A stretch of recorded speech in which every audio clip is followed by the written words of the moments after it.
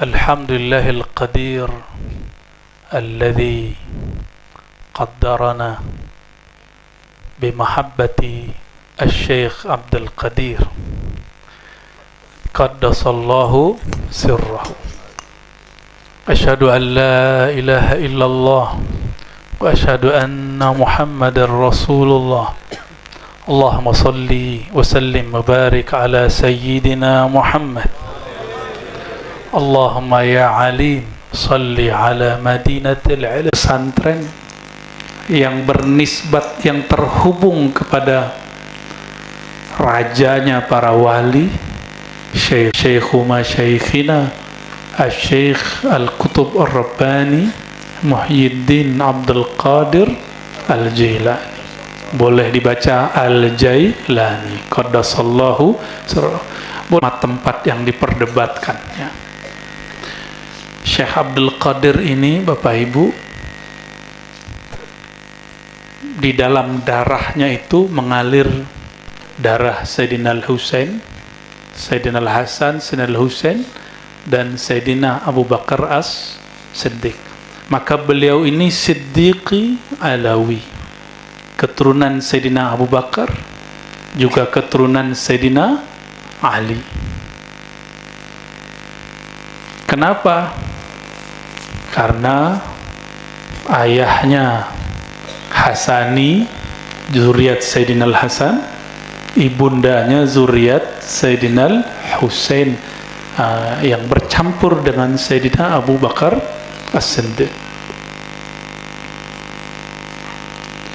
Syekh Abdul Qadir Al-Jilani ini walaupun zuriat Nabi, tapi besarnya bukan di Arab. Di mana dia besar? Daerah Khurasan. Lalu hijrah ke Baghdad, berguru kepada imam namanya, kalau sekarang disebut Kiai lah, Mbah Kiai Abu Sa'ad Al-Makhrami. Diajarkan zikir. Ini ulama besar, zikirnya kenceng. Afdalu dzikri la ilaha illallah, seperti itu. Namun beliau punya guru yang lain, namanya Imam Yusuf Al-Hamadani, dan temannya Imam Yusuf namanya Abu Hamid Al-Ghazali, Imam Ghazali. Ada nama Pak Kiai Ghazali, yang ada Pak Kiai Bukhari Muslim. Itu beliau kalau kesini berat tuh bawa kitab, satu Bukhari satu Muslim. Bukhari saya 4 jilid Kiai, Muslimnya 2 jilid. Wah lumayan ya. Boleh dikecilin dikit ya.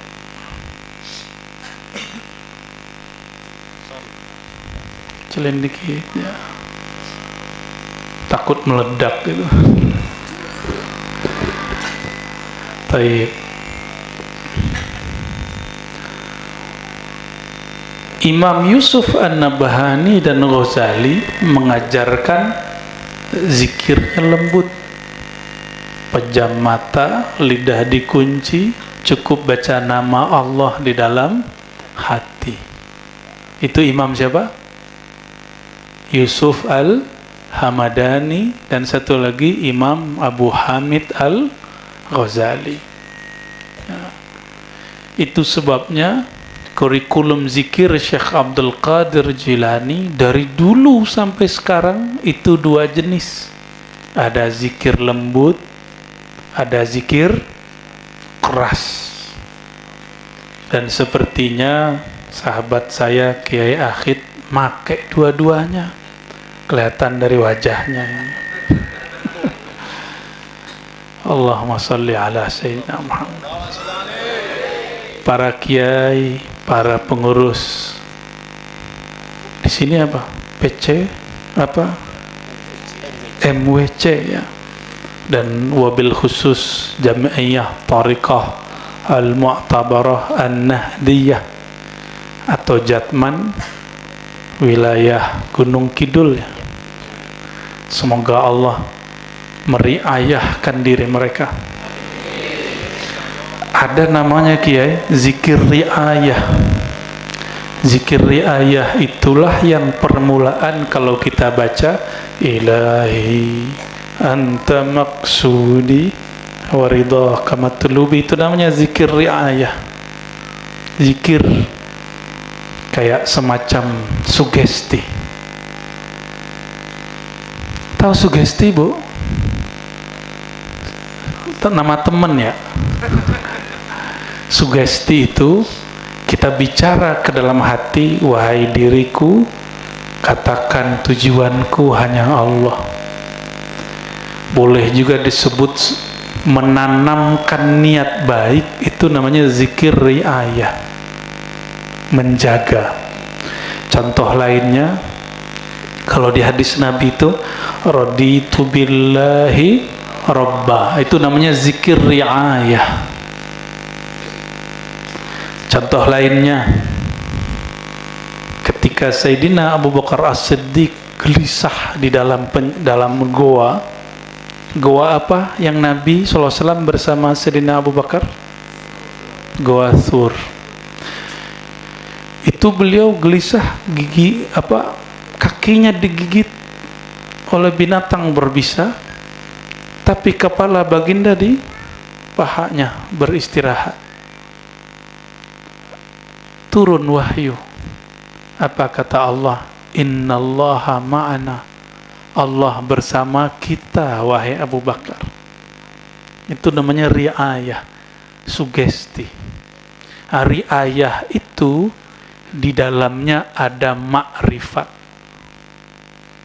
ada rasa makrifat, mengenal Allah Subhanahu wa ta'ala. Itu zikir riayah. Nah, ada namanya zikir as-sana, zikir memuji. Apa contoh zikir memuji? Alhamdulillahi rabbil alamin.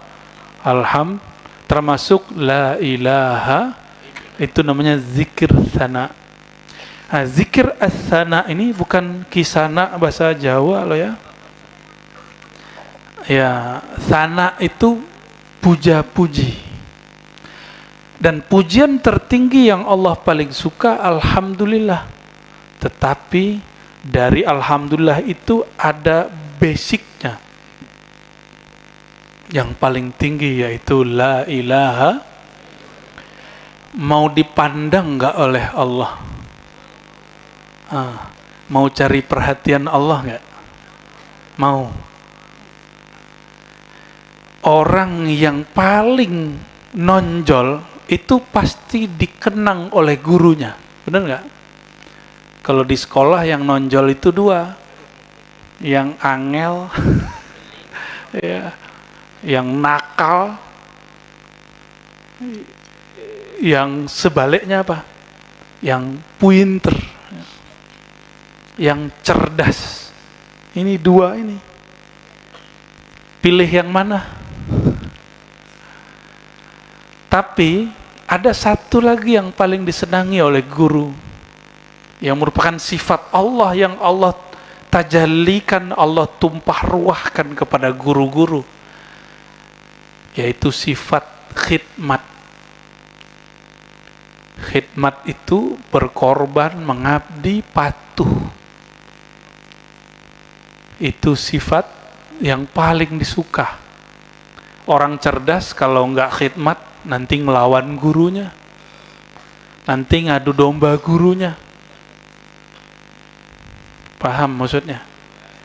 Terjadi nggak pada diri baginda Rasulullah SAW? Terjadi. Rasulullah itu, Pak Kiai, dapat wahyu. Karena orang yang di sampingnya itu berkhidmat menuliskan wahyu, maka dia dapat percikan keberkahan wahyu. Wahyu itu terjadi di alam sebelah alam kita ini, yang nggak bisa dilihat kalau orangnya nggak tasdik, nggak percaya. Tapi tasdik nggak cukup, Ada yang kedua namanya taslim. Apa arti taslim? Nerimo apa adanya, nggak banyak membantah. Yang mau ngudut, ngudut aja Pak, nggak apa-apa. Itu kayaknya nggak ngudut tuh stres. Ngudutnya, labak saya. Boleh, boleh. Orang NU boleh ya? Iya, apalagi tiang jatman. Ngudutnya mubalaghah. Tahu mubalaghah nggak Mas? Apa mubalaghah? Kelewat banget ya. Allahumma sholli ala sayyidina. Karena wiridnya panjang, ngudutnya panjang, sampai lupa minum kopi depannya. Saya karena nggak ngudut, kopinya habis duluan, lidah kebakar. Mending pakai air, itu kebakarnya sama api. Allahumma sholli ala sayyidina Muhammad. Syekh Abdul Qadir ini, beliau tidak hanya ngajar zikir. Zikir yang tadi dua itu, riayah dan sana. Ada zikir yang lain, namanya zikir hal. Apa tuh zikir hal? Apa aja kondisi, kolbunya tetap nyambung dengan Allah. Tapi saya mau nanya dulu, mungkinkah orang seperti kita ini langsung, orang Jogja ini kan, terutama Gunung Kidul, ini diberkahi karena dulu ada yang mendirikan Gunung Kidul ini, siapa namanya tadi saya nanya sama ke Kiai, Ki Ageng siapa? Ya itu tuh, Pemanahan, Panembahan Senopati, turunannya jadi kerajaan-kerajaan Islam di Jawa, kan gitu. Bener ya, sahih ya. Cuma ternyata di sini nggak ada keratonnya ya, malah keratonnya ada di utaranya sama di baratnya ya, apa di selatannya, di Jogja ya. Tapi ala kulli hal, ini masa transisi dari zaman kerajaan Hindu-Buddha dengan Islam, itu luar biasa. Nah, orang-orang ini, beliau-beliau itu bukan orang-orang sembarangan sebenarnya. Di zaman itu tarekat yang masyhur namanya tarekat Syatariyah, sama Syatari, Syatariyah sama. Tapi tarekat ini kembangnya dari Pamijahan, itu orang Jawa juga, tapi hijrah ke Pamijahan, Jawa Barat. Syekh Abdul Muhi Pamijahan ini, Bapak Ibu, itu belajarnya kepada Syekh Abdul Rauf As-Singkli. Ya. Syekh Abdul Rauf Singkil ini punya guru di Madinah. Beliau ini lebih dari 20 tahun di Madinah. Berapa tahun? Kalau orang sekarang di Madinah baru 4 tahun pulang-pulang bid'ahin thariqah. Tahu nggak Kiai siapa orangnya? Yang pasti bukan Kiai Bukhari Muslim. Itu Al-Imam Asy-Syaikh Abdul Rauf As-Singkil, ya, As-Singkili atau Al-Jawi. Beliau ini ngaji bertahun-tahun, puluhan tahun di Madinah, pulang-pulang jadi mursyid. Sebenarnya beliau ini diijazahkan lebih dari 2 thariqah, 40 thariqah. Tapi yang dikembangkannya 2, Syatariyah dan Qadiriyah. Nah, silakan cek sendiri itu kitabnya beliau ya. Beliau punya kitab risalah tentang thariqah Syatariyah, itu silsilahnya 2. Jadi biasa orang dulu punya thariqat lebih dari 1, tapi dia kiai, dianya ulama. Orang awam boleh nggak lebih dari 1? Gimana ya? 1 aja nggak kuat ya. Mau nambah ya. Thariqat Al-Qadiriyah itu sebenarnya awal berkembangnya berbarengan dengan Syatari. Cuma Syatari ini, Bapak Ibu, ngaji hakikatnya lebih banyak daripada wirid hariannya. Jadi bagi orang Syatari, duduk ngaji wujud Allah, ada namanya Ahad, Ahadiyah, Wahdah, Wahidiyah. Pusing nggak ngabalinnya? Pusing nggak ngabalinnya? Ahadiyah, Wahdah, Wahidiyah. Tuh, apa bedanya coba? Pusing kan? Nah,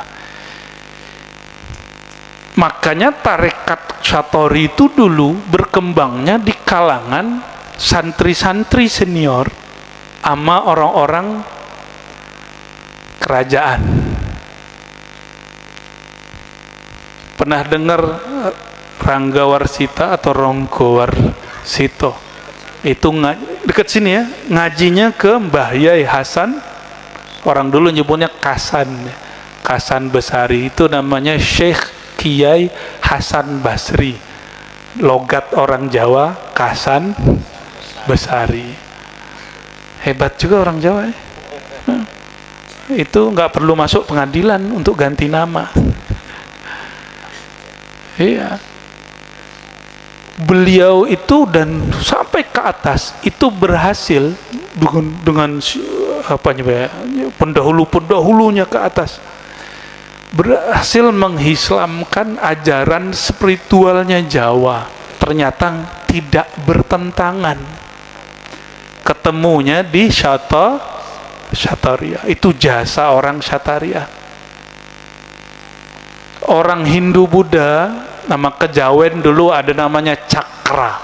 Tahu cakra nggak? Bukan cakra penyanyi itu cakra Khan namanya. Bukan cakra buana, bukan. Cakra itu 7 titiknya, mulai dari bawah sampai ke ubun-ubun. Ya, cakra mahkota. Diislamkan oleh beliau, nggak dibuang, diislamkan. Karena itu ajaran masuk kepada bab zauk rasa, bukan masuk ke bab akidah, tidak masuk ke bab fikih. Maka dia sebut istilah, misalnya cakra ini sama dengan Baitul Maqdis, bab yang ini sama dengan Baitullah, Baitul Haram. Begitulah sampai ke cakra atas. Dulu begitu. Kalau orang sekarang gimana kalau baru pulang dari sono? Bidah gitu ya. Benar nggak? Nah, itu ketahuan ngajinya belum lama. Serius. Kalau belum khatam apalagi? Coba tanya beliau. Namanya Bukhari Muslim. Khatam nggak? Saya Bukhari Muslim Kiai. Maaf ya Kiai ya. Ya. Saya punya beberapa kenalan doktor hadis, tapi nggak pernah mengkhatamkan hadis Sahih Al-Bukhari. Cuma doktor ilmu hadis. Sama.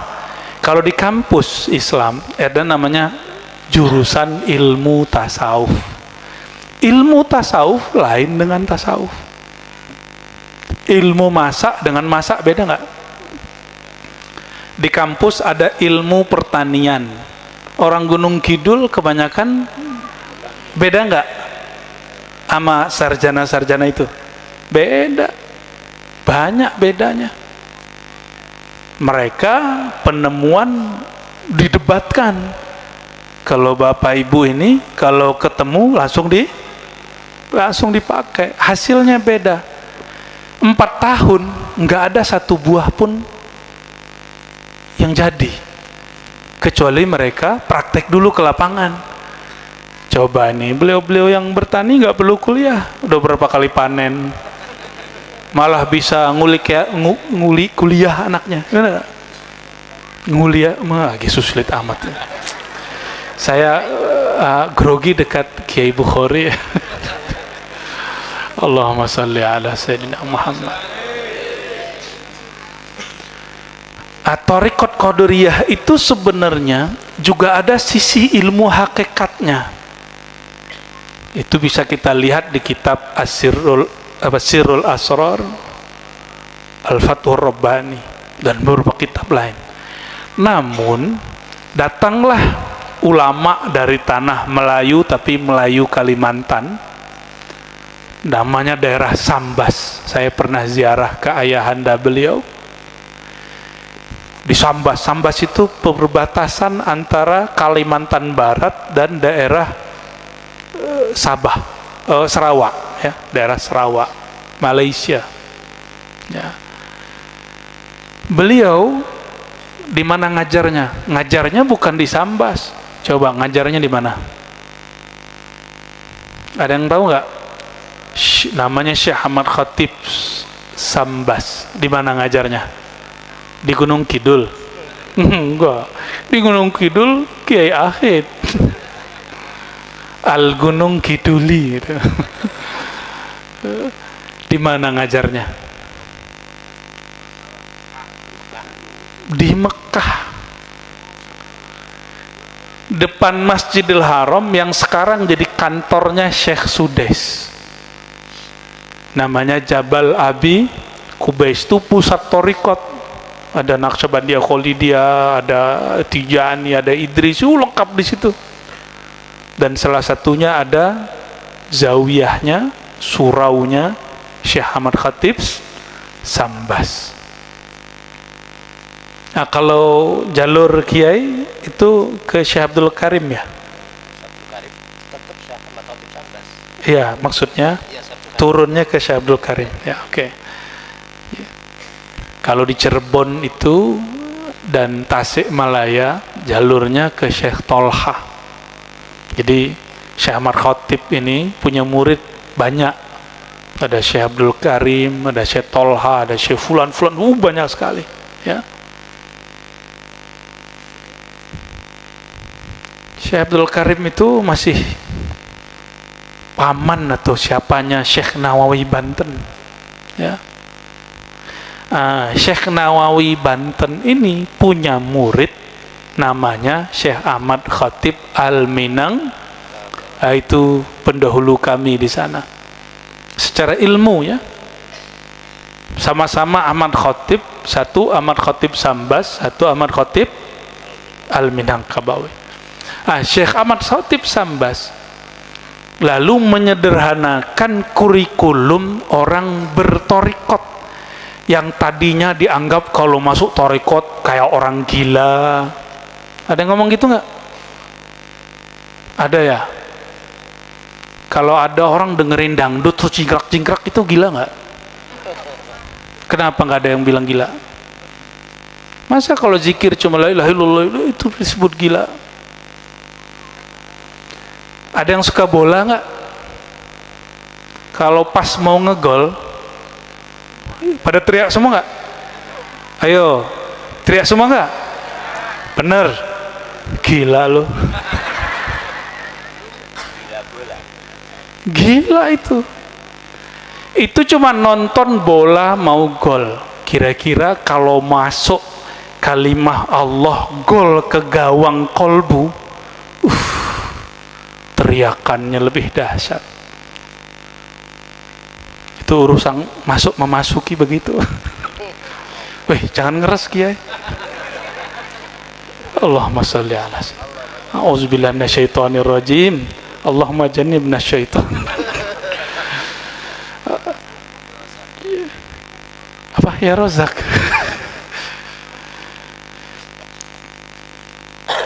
Jadi disinilah diuji orang bertorikoh. Takut disebut gila. Siapa yang nyebut gila? Makhluk. Kalau cuma makhluk yang nyebut dia gila, sesat, terus nggak mau lagi berzikir, itu namanya syirik khafi. Takut disebut-sebut gila. Siapa yang nyebut gila? Makhluk. Nih, hati-hati. Meninggalkan amal soleh karena takut disebut-sebut orang apa, itu termasuk riya. Dan riya itu kata Sayyidina Nabi SAW, asyirkul asghar, syirik kecil tersembunyi. Nah, ini bahaya. menjangkiti orang-orang yang sekarang ngaku bertuhan, menyembah Allah Subhanahu wa ta'ala. Baru zikir dikit sudah takut dikatain orang. Gimana nanti pakai jenggot kayak saya ini, kayak Kiai Akhid. Gimana nanti pakai sorban? Ada loh nanti masanya orang torekot senang pakai sorban nanti. Karena Sayyidina Nabi SAW, para sahabat semuanya berserban. Dan itu libasul malaikah, pakaiannya malaikat. Dulu Syekh Ahmad Khatib Sambas itu berserban. Sampai kepada sebelum Mbah Yai Nawawi Berjan itu masih pakai serban dulu. Itu tradisi. Kalau serban itu ada modelnya. Coba sekarang saya sebut Al Habib Umar, kebayang serbannya lipat gitu, berlapis-lapis. Coba saya sebut Abah Guru Sekumpul, kebayang? Nah, itu serban ala orang Mekah lama. Di Mekah itu ada klan-klan. Coba yang sering lihat foto Abuya Sayyid Muhammad Alawi Al-Maliki, beda lagi nggak? Beda lagi. Ada ungkapan, ini bukan hadis, al-imamatu tajul Arab. Serban itu mahkota orang Arab. Sama Bung Karno diganti at-taqiyyatus sauda tajul Jawi, tajul Jawin. Jawa itu Jawi, itu bukan orang Jawa. Jawi itu mulai dari Aceh sampai ke Papua disebut Jawi. Dari mana kita tahu? Pendahulu orang Syatari yang tadi namanya siapa di Aceh? Syekh Abdul Rauf As-Sigli. Ini terlalu serius nggak ngajinya? Kalau mas saya rugi kalau ketawa-ketawa. Sesekali aja ketawanya ya. Yang seriusnya kita banyakin. Jauh-jauh soalnya. Syekh Abdul Rauf As-Sigli, ketika di negeri kita ini orang punya zikir riayah tadi. Apa zikirnya? Kalau bahasa Jawanya, zat ingsun, zat Allah. Orang gitu zikirnya dulu. Di Aceh juga begitu, di Banten juga begitu, di Jawa ada ngomong begitu. Maka beliau bertanya kepada gurunya Syekh Ibrahim Al-Qawrani Al-Madani Asy-Syafi'i As-Sufi. Beliau ini murid terbaiknya Imam Kusyasy. Imam Kusyasy ini yang punya 40 thariqah. Meninggal Imam Kusyasy, diangkatlah Syekh Ibrahim Al-Qurani. Jadi kalau ziarah ke Madinah, baca salamnya yang lengkap, termasuk Al-Kusyasy dan Al-Qurani. Dikirim surat mengenai Tuan Syekh Ibrahim, apa pandangan ajaran Ahlus Sunnah mengenai orang yang nyebut zat ingsun, zat aku, zat kami, wujuduna, wujudullah, wujud kami, wujud Allah. Apa jawaban beliau? Jawabannya ada dua. Nah, ini kena pakai Syatari. Kalau pakai Qadiri lain lagi jawabannya. Apa jawaban beliau? Mau tahu nggak? Karena saya lihat sekarang di YouTube itu ada lagu Jawa yang melagukan itu. Zat ingsun itu dumading apa gitu ya. Ngeri itu ya, pakai kun gitu dia. Heheho. Itu bisa bener, bisa nggak bener. Nah, kata Syekh Abdul Ibrahim Al-Qurani, Imam Ahlus Sunnah di Madinah, apabila yang mengatakan zat ingsun, zat aku, wujuduna, wujud aku, wujud Allah, itu orang yang fana. Fana ini beda dengan makna manunggaling orang sekarang. Manunggaling versi orang sekarang itu ada dua sosok nyatu. Tapi kalau manunggaling basal lama, hancurnya si hamba, nyatalah pencipta hamba. Itu disebut manunggaling kawula Gusti. Itu kalau itu maksudnya, tiadalah aku sudah tiada.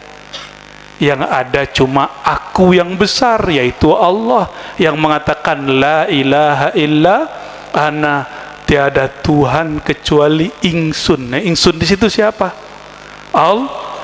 Maka zat ingsun yang dimaksud di situ itu ingsun itu ananya Allah. Habislah aku kecil, yang nyata cuma aku yang maha besar. Jika itu maksudnya, kata Syekh Ibrahim Al-Qurani dalam kitab Tanbihul Masyi. Apa nama kitabnya? Tanbihul Masyi ini sudah dicetak di mana-mana, dan yang salah satu yang terbagus sudah ada bahasa Indonesianya. Diteliti oleh guru saya namanya Profesor Dr. Oman Fathur Rahman, orang Jawa Barat. Siapa namanya? Nah, di situ ada bab wujudiyah. Nah, nanti cari bukunya. Itu beliau teliti waktu S2. Ternyata sudah diteliti. Jawabannya siapa? Syekh Abdul Rauf As-Singkili. Kata Syekh Abdul Rauf, jika maknanya fanalah aku si hamba, yang nyata hanyalah Allah, maka orangnya disebut ahlul haqiqah, minal muhaqqiqin, orang ahli hakikat. Itu benar. Tapi jika maksudnya nyatu zat aku, zat hamba dalam zat Allah, atau belum ada kesadaran bahwa Allah itu maha baqa, si hamba pasti hancur binasa, maka orang ini kazab, pembohong. Orang ini dajjal. Orang ini bukanlah ahlu tahqiq. Dia cuma niru-niruin orang. Paham maksudnya? Semoga tidak paham.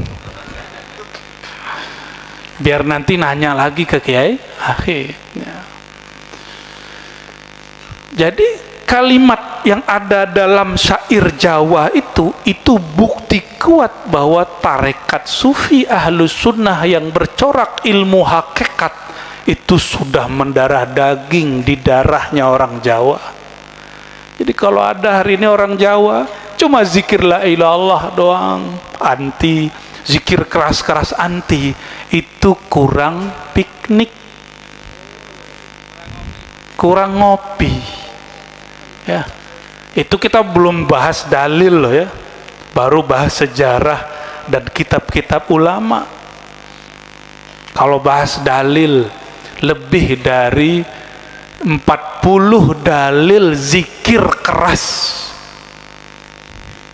mau dibacain malam ini, selesainya 7 hari. Habis modalnya Kiai Akhid nanti. Allahumma sholli ala sayyidina Muhammad. Yang gampang. Maka datang Syekh Ahmad Khatib As-Sambasi. Beliau kemudian mencoba mentajdid. Apa bahasa Jawanya Kiai? Mentajdid itu menganyarkan, memperbaharui. Benar ya? Ngenyar-ngenyari. Waduh, kursusnya soheh malam ini. Memperbaharui, menyegarkan metode cara mengingat Allah. Thariqah itu artinya apa Bapak Ibu, saudara-saudariku, Mbak Yu, Mas-mas? Thariqah artinya apa? Jalan. Jalan di depan nih baru dicor berapa bulan lalu Kiai? 2 tahun. Oke. Lama juga ya. Tapi sebelumnya udah pernah? Belum pernah. Berarti dulu ini jalan tanah lalu diperbaharui. Benar nggak? Masa jalan bumi diperbaharui, jalan kolbu nggak diperbaharui? Coba zaman Syekh Abdul Qadir dulu ada handphone nggak? Ada smartphone nggak? Ada TV nggak? Ada YouTube nggak? Nggak ada ya. Kalau dulu nggak ada YouTube, itu Syekh Ahmad Khatib Sambas udah khawatir ngelihat anak muda kok mulai sibuk belajar yang nggak penting-penting, maka beliau ringkas zikir itu. Maka sekarang pembaharuan nggak boleh berhenti, yang penting hakikatnya tidak berubah. Kemasan boleh berubah. Coba sekarang ingat-ingat dulu zaman-zaman tahun 2006 kalau mau nelpon di mana? Wartel, supaya bisa ngomong sama orang di Saudi, bener nggak? Orang yang lagi ngerantau ke Hong Kong, ribet, bayarannya mahal nggak? Sekarang coba kalau mau koneksi sama orang di luar sana cukup buka.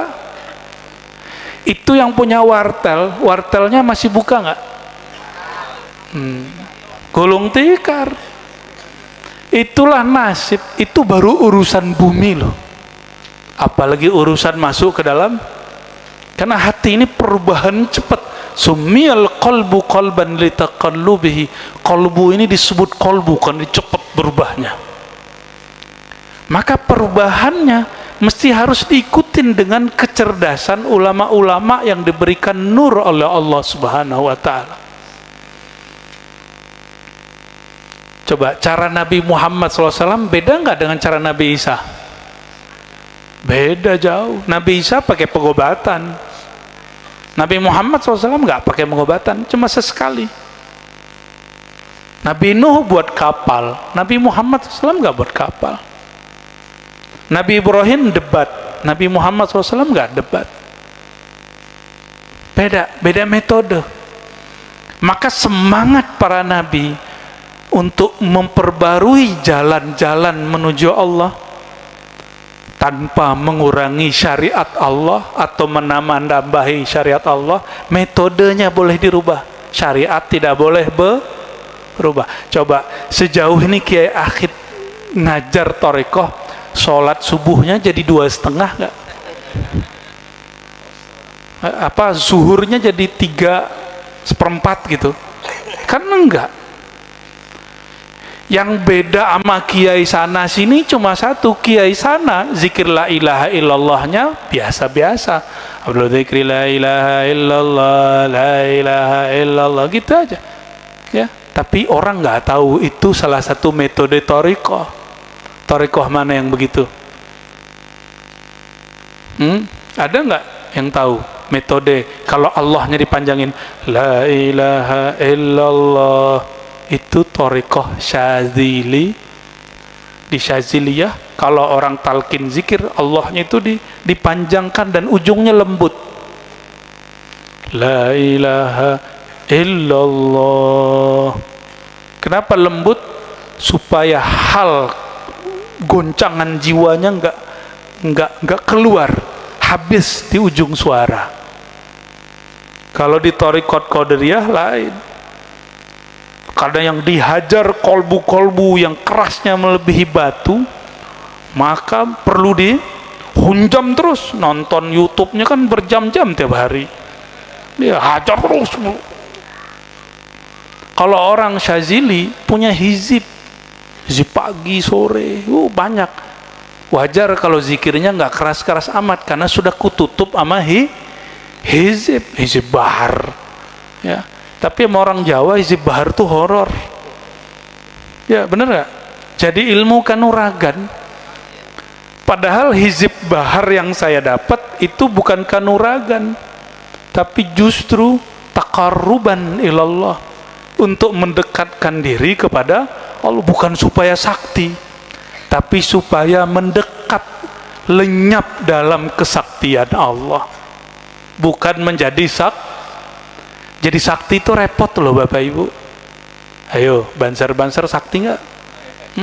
Capek loh jadi orang sakti.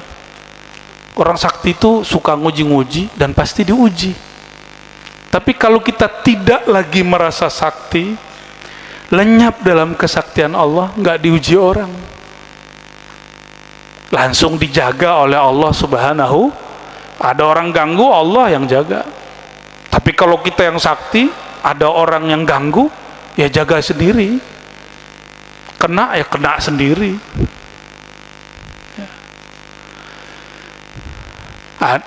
Jadi beda-beda ya. Nah, imam-imam ini punya kelebihan masing-masing. Nah, Syekh Ahmad Khatib Sambas, beliau meringkas yang tadinya zikir itu kurikulumnya ada 17, ada yang 21, ada yang menjadikan 30 sekian. Sama beliau cukup jadi 2. Dalam 2 itu nanti Allah akan berikan yang tadi 17 itu, yang 30 itu. Yang penting istri koma.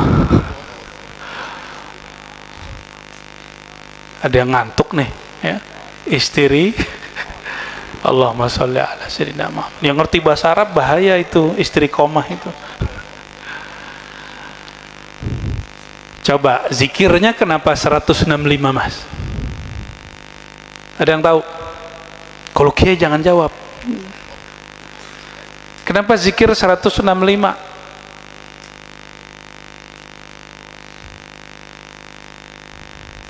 Why?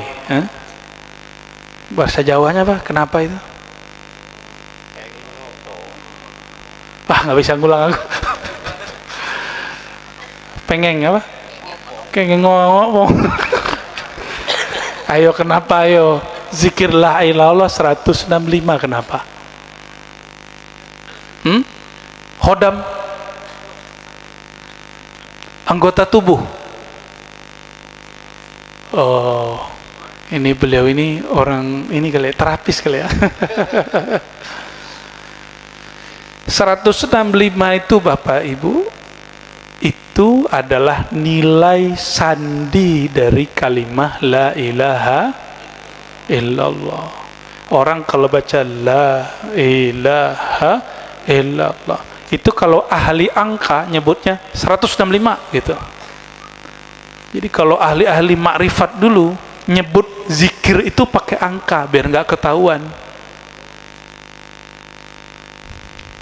Tapi sekarang rahasia itu sudah jadi rahasia publik, semua orang boleh tahu. Jadi lam hurufnya nilainya sekian, itu bukan cocok logi, ada ilmunya, namanya ilmul huruf wal adad. Ilmu huruf dan angka, ada satu cabang di situ namanya hisabul jumal. Apa namanya? Tapi kebanyakan orang jadiin ilmu ini cuma untuk perdukunan. Berarti perdukunan itu ada islaminya Kiai. Karena pakai kun fayakun, maka ada dukun syar'i, ada dukun. Betul. Ahli ruqyah itu kan dukun sebenarnya, cuma syar'i kan sama. Nah, sama kan? Coba dukun dulu begitu nggak? Yang beda cuma doanya. Jangan marah ya ahli ruqyah ya. Satu profesi, jangan marah. Sama kiai maksudnya. Dituduh dukun soalnya. Halo kun. Yang suka baca kun fa yakun, makanya disebut dukun. Ngeri kan? Jadi macam-macam sama dukun. Hancur kalian karena dia baca kun. Karena muncul penjajah ini, lihat kekuatan spiritual itu ada pada thariqat Syatari yang udah nyatu pada kejawen Islam. Maka dicerailah, dibuat talak 3 nih Islam sama kejawen. Akhirnya ahli agama Islam sibuk baca kitab, debat dalil, lupa tirakatan. Paham? Kalau orang rajin baca kitab, pinter debat. Tapi giliran ada yang sakit, ada yang kesurupan, dibacain kitab malah bengong. Dibacain ayat, dibacain ulang sama yang kesurupan. Tapi kalau orang tirakatan, bacain beres. Apa yang ditiupkan? Dia minta kepada yang punya nafas, Allah Subhanahu. Dibacalah, kata Imam Nawawi, kalau yang dibaca nama Allah, nama-nama suci, tiup, itu syar'i, walaupun tidak dijaharkan, dikeraskan. Ini yang terjadi sekarang di negeri kita Nusantara ini. Ketika ahli-ahli dalil meninggalkan madlulnya. Apa arti dalil? Penanda, penunjuk. Sibuk dengan tanda, lupa dengan yang disebutkan di dalam tanda, bahwa yang ditunjuknya masih jauh di ujung sana. Coba tadi saya tulis apa, kalau ada tulisan Gunung Kidul, itu masih jauh. Nah, kalau orang yang sibuk debat, itu debatin plang, sono ke sini, ke sono ke sini gitu. Buatnya nggak begini, warnanya harus begini, tulisannya harus begini. Itu salah.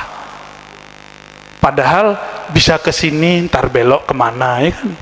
Boleh ke utara, ntar belok lagi kemana, boleh kemana-mana. Namun karena orang sibuk dengan simbol dalil, lupa madlul. Apa arti madlul? Yang disebutkan dalam dalil, yaitu Allah Subhanahu. Sibuk mengenai cara zikir. Masa zikir keras-keras? Memang Allah tuli? Allah itu nggak pernah tuli. Terus apa masalahnya kok zikir keras-keras?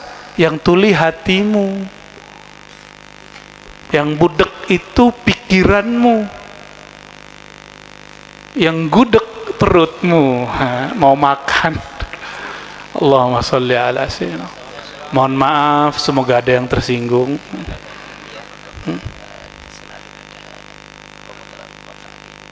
Oke, monggo.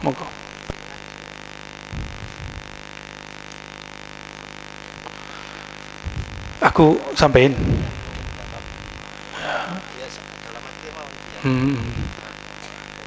Ini katanya ada kotak amal, kotak beramal. Ayo yang monggo jalanin. Yang penting fokusnya tetap ke ngaji, ya. Sudahlah ngaji, beramal, amalannya langsung dipandang oleh Allah Subhanahu wa ta'ala, ya.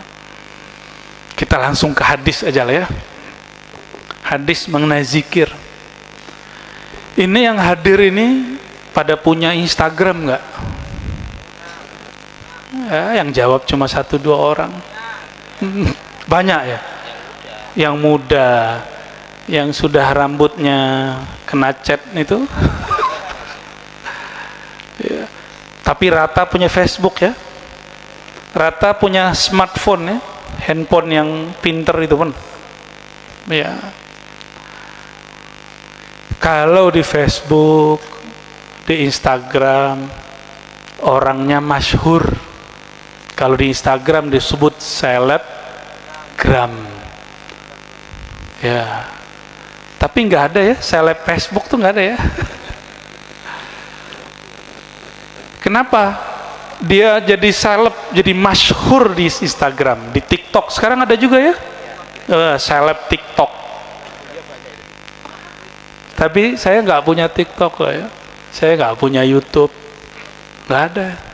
Instagram pun sudah hapus. Lagi naik-naiknya saya hapus.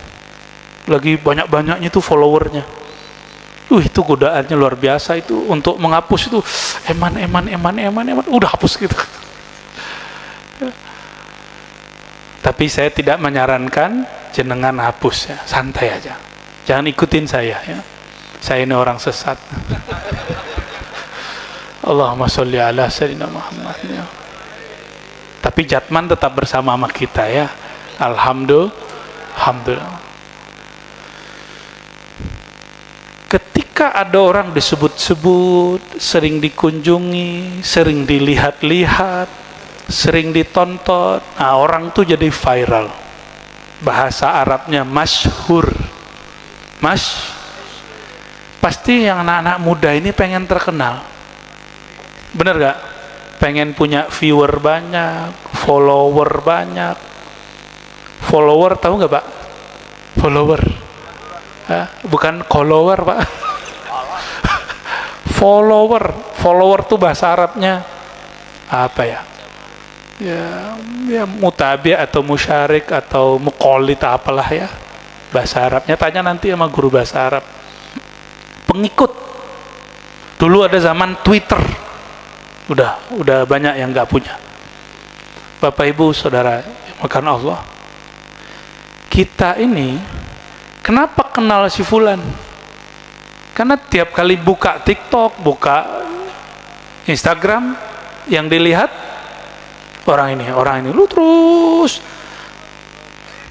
pernah mimpi sama orang yang sering dilihat nggak di Instagram atau di Facebook atau di YouTube? Pernah? Halo? Pernah mimpi sama orang yang kita tonton nggak? Atau orang yang kita lihat fotonya? Pasti pernah. Kenapa mimpi?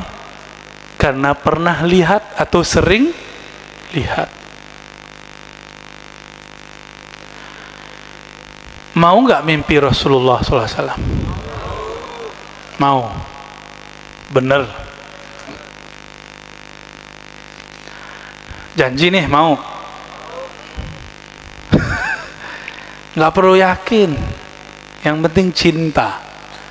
Nah, ini anak muda. Kalau jatuh cinta sama seseorang, bentar-bentar ngeliatin status dia nggak? Bener. Terus di like nggak? Like gitu ya. Bener gitu ya? Kok bisa begitu? Karena coba kalau nggak senang sama orangnya, mau nge-like berat nggak? Padahal cuma mau pencet dong. Itu berat. Kenapa berat? Karena tidak kenal, tidak cinta. Tidak kenal, tidak cinta. Jadi ada yang lewat, nggak kenal nih, lewat aja. Tapi coba kalau kenal, pasti cet. Nah, begini tuh. Teng gitu. Jadi kalau ingin nama Rasulullah itu bertahta di kolbu, mesti sering-sering ngelihat status di kolbu sendiri, atau kalam-kalam dari kolbu orang yang mencintai Rasulullah SAW. Bapak Ibu, lebih canggih kolbu, hati, atau handphone?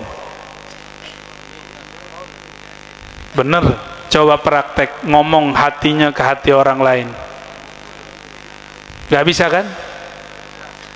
Ada yang bisa ngebatin, pasti dibilang gila sama orang Gunung Kidul. Orang dulu nelpon pakai apa? Gak ada. Sayyidina Umar, sahabat Rasulullah SAW, lagi khutbah di kota Madinah.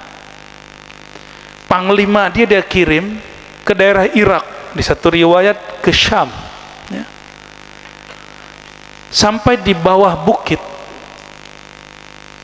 Sayyidina Umar pas lagi khutbah diputus oleh beliau ngomong, wahai Panglima, naiklah ke atas bukit, naiklah ke Gunung Kidul, kira-kira gitu.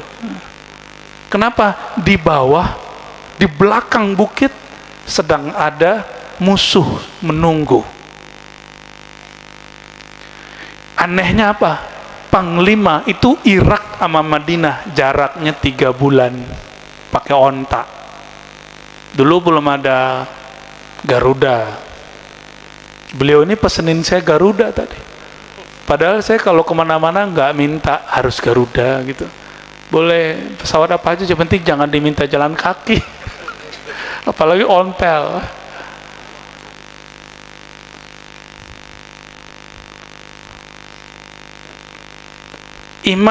Imam terdahulu ini yang dikuatkan. Ketika itu imamnya adalah Sayyidina Umar. Dia ngomong sama panglimanya kedengaran. Coba itu pakai kartu apa itu? Telkomsel belum ada.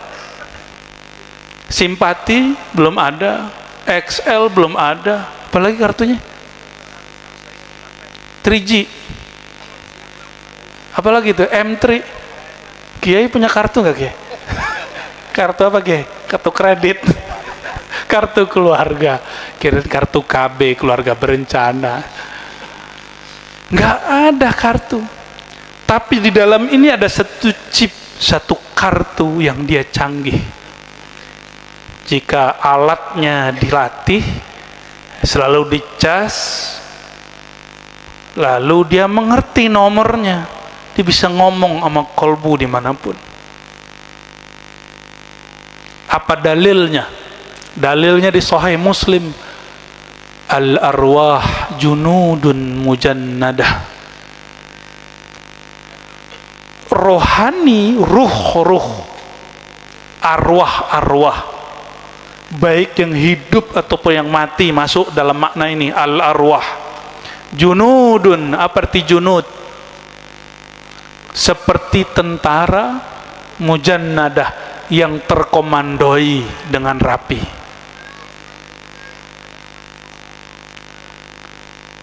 Kalau tentara itu satu komando nggak? Banser satu komando nggak? Mantap kalau iya. Tapi biasanya bubar duluan. Jangan bubar duluan ya.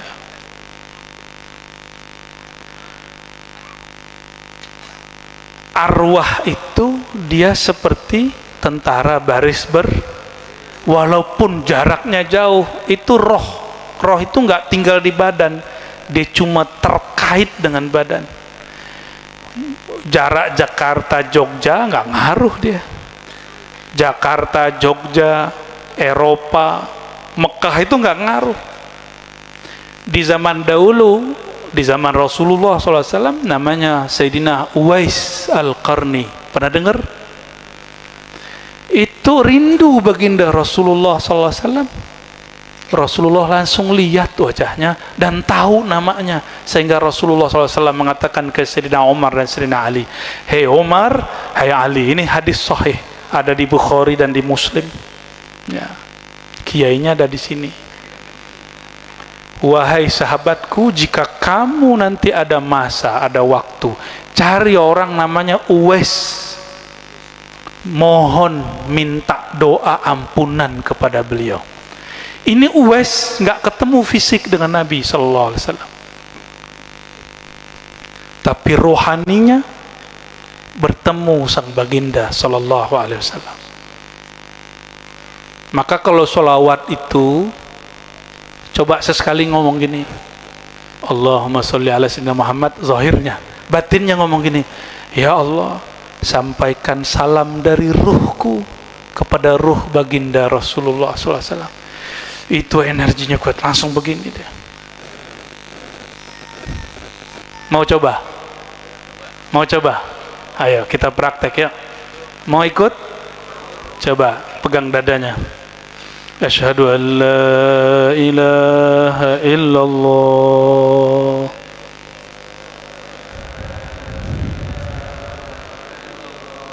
wa asyhadu anna Muhammadar Rasulullah.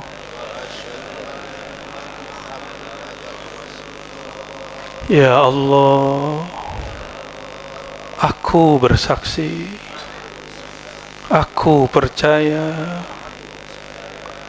aku sangat yakin diriku, jiwaku, kolbuku, tubuhku, tulangku, sumsumku, darahku, dagingku, kulitku, rambutku, ciptaan Engkau dari Nurullah, Nur Muhammad Sallallahu Alaihi Wasallam. Wahai baginda Rasulullah, terimalah kami menjadi umat Engkau. إن الله وملائكته يصلون على النبي يا أيها الذين آمنوا صلوا عليه وسلموا تسليما لبيك اللهم صل وسلم بارك عليه. Ikuti ya Allah, ya Allah, ya Allah, dari dalam hati, ya Allah. Sampaikan salam kami, sampaikan salam daku, salam dari dalam ruhku, dari dalam jiwaku, dari dalam kolbuku, kepada ruhannya Rasulullah, kepada kolbu Rasulullah. Ya Allah, Allahumma salli ala Sayyidina Muhammad. Allahumma salli ala Sayyidina Muhammad. Ya Allah, dari hati kami yang kotor, hati kami yang hina, sampaikan salam kami kepada hati Baginda Rasulullah, hati beliau yang mulia. Dari hati kami yang gelap kepada hati beliau yang bercahaya. Ya Allah, limpahkan ya Allah cahaya dari kolbu Baginda Rasulullah kepada kolbu kami yang masih gelap. Ya Allah, istajib da'awatina ya Allah. Al-Fatiha.